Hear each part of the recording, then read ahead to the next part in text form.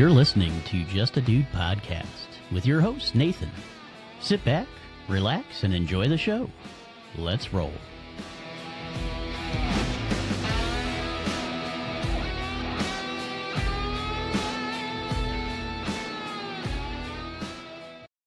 Hey there, folks. Welcome back to Just a Dude in the News on Just a Dude podcast, the podcast where I, Nathan, your laid-back host, breaks down this week's biggest stories with a chill vibe and a touch of common sense. Today's August 8th, 2025, and we're diving into the top 10 news stories hitting the United States from August 1st to today. We've got a mix of wild events, big decisions, and some stuff that'll make you think twice about the world we're living in.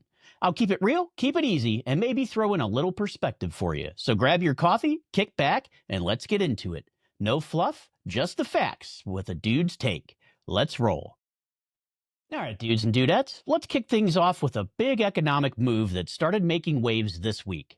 On August 7th, new tariffs took place on goods from dozens of countries following an executive order signed earlier by President Trump. The rates vary depending on trade relationships, with some countries facing higher levies as part of an effort to protect America's jobs. It's a bold step, and businesses are already adjusting to the changes. I like seeing a focus on boosting our economy, even if it's stirring up some global chatter. The tariffs kicked in just after midnight on August 7th, affecting a wide range of imports. Reports suggest the goal is to encourage local manufacturing, though details on specific rates and countries are still being clarified. Retailers are watching closely, worried about price hikes, while some industries see a chance to grow. Social media has been buzzing with debates about whether this will help or hurt, and it's a topic that's got everyone's attention. As a dude who values American strength, I'm curious to see how it plays out. The rollout began with Customs and Border Protection handling the new rules, and by August 8th, the effects were starting to show. Some manufacturers are optimistic, while others caution about potential costs. The administration is pushing this as a way to level the playing field, and it's a global move that's got people talking. It's early days, but it's a sign of prioritizing our workforce. Looking ahead, this could shift trade dynamics for a while.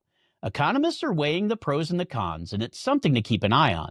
Whether you're a shopper or a business owner, this change might hit close to home. All right, sports fans, let's switch gears for something awesome that happened on August 7th. Jen Powell made history by becoming the first woman to umpire a Major League Baseball game during a regular season match. She's climbed the ranks through the minors, and her debut is a big deal for the sport. Social media is lighting up with support for her breaking barriers, and it's cool to see talent take center stage regardless of who's calling the shots. Powell's been preparing for this moment for years, earning her spot with strong performances, including during spring training earlier this year. MLB has been gradual about diversifying its umpire team, so it marks a notable shift. The game itself wasn't the focus, but her presence stole the spotlight. Fans are chatting about how this might encourage more women in officiating, and I think that's a win for fairness in sports. The response has been mostly positive, with many praising her cool-headed approach. There's always a few who resist change, but that's to be expected. Powell's proving that skill matters most, and as a dude who loves a good game, I'm all for seeing the best people in the right roles. Her debut could inspire a lot. This might kick off a new chapter for baseball. If she continues delivering, we could see more women joining the crew soon. It's a testament to hard work, and I respect that fact. Okay, travelers, listen up. On August 5th and 6th, United Airlines dealt with a major computer system outage that threw things into chaos. The issue hit a system used to calculate weight and balance for flights, leading to a ground stop at key hubs. Hundreds of flights faced delays or cancellations, leaving passengers stranded. Social media was full of frustrated posts, but the airlines started recovering about August 7th, though some issues still lingered. The outage began on Wednesday evening and stretched into the next day. United paused all departures to sort it out, though planes already airborne were unaffected. It's a stark reminder of how much we depend on tech, and when it falters, the ripple effect is definitely real. The airline cited a technical glitch and promised to fix it, which I appreciate as a dude who's been stuck at an airport before. By August 7th, operations resumed, but the fallout was noticeable. Passengers reported long waits and communication hiccups, with some seeking compensation. The FAA stepped in to help manage the situation, and it's a nudge for airlines to strengthen their backup plans. I hope they take this as a lesson. This could push United to rethink its tech setup going forward. With travel demand rising, reliability is crucial, and this was a bump in the road for sure. It's a good reminder of the need for preparedness. Okay, let's get serious for a moment. On August 7th, a shooting at Fort Stewart in Georgia turned a quiet day into a crisis. A U.S. Army sergeant allegedly used a personal handgun, injuring several fellow soldiers. The base went into lockdown, and the suspect was taken into custody quickly. This kind of event hits hard, and social media has been buzzing with worries about base safety. It's a tough reminder of challenges even our military faces. Details are still unfolding, but the incident occurred in the morning. Injured soldiers received immediate care, and officials are looking into what led to it. Questions about mental health and security are coming up, which always stirs discussion. As a dude who honors our troops, it's rough to see this, and I hope those hurt recover quickly. The military's fast response shows their training in action. The lockdown lifted later that day, but the impact still lingers. Local leaders, including Savannah's mayor, voiced support for the affected families. This adds to talks about keeping our servicemen and women safe at home, not just overseas. It's a moment that calls for better safeguards. As more information comes, this story will likely stay relevant. It's a sobering event, but it also shows the military's resilience. Let's keep those affected in our thoughts. Okay, tech lovers, here's a positive update from August 7th. Apple revealed a new $100 billion commitment to U.S. manufacturing, building on a previous $500 billion pledge from earlier this year. The announcement came with plans to hire 20,000 new employees and develop AI servers domestically. Social media is buzzing with excitement about this boost to American jobs, and it's a move that's got people talking. As a dude who likes seeing our economy grow, this feels like a win to me. The investment was highlighted during a public statement emphasizing local production and innovation. This follows months of discussions about supporting U.S. industries and Apple stepping up with the tangible plans. The focus on AI and hiring could reshape tech manufacturing here in the U.S., and it's a bold commitment. I appreciate companies putting money into our workforce. Reactions are largely positive, with some noting the economic potential. Others are curious about how it'll play out, but the intent to keep jobs stateside is definitely clear. The timing aligns with the broader policy shifts, and it's a story that's gaining traction. It's cool to see a tech giant like Apple lead the charge. This could set a trend for other companies to invest locally. With 20,000 jobs on the line, it's a big deal for communities. I'll be watching to see the impact. All right, let's talk policy. On August 7th, President Trump directed the Commerce Department to explore changes to the U.S. Census, focusing on how population counts are handled. The idea is to adjust the process, which could influence congressional seats and federal funding down the line. It's a topic that's got social media buzzing with opinions. As a dude who values law and order, I see this as a conversation worth having to prioritize citizens over illegal aliens. The proposal builds on past debates about census methods, with the current system counting all residents. Trump's suggestion would shift the focus, though details are still being worked out.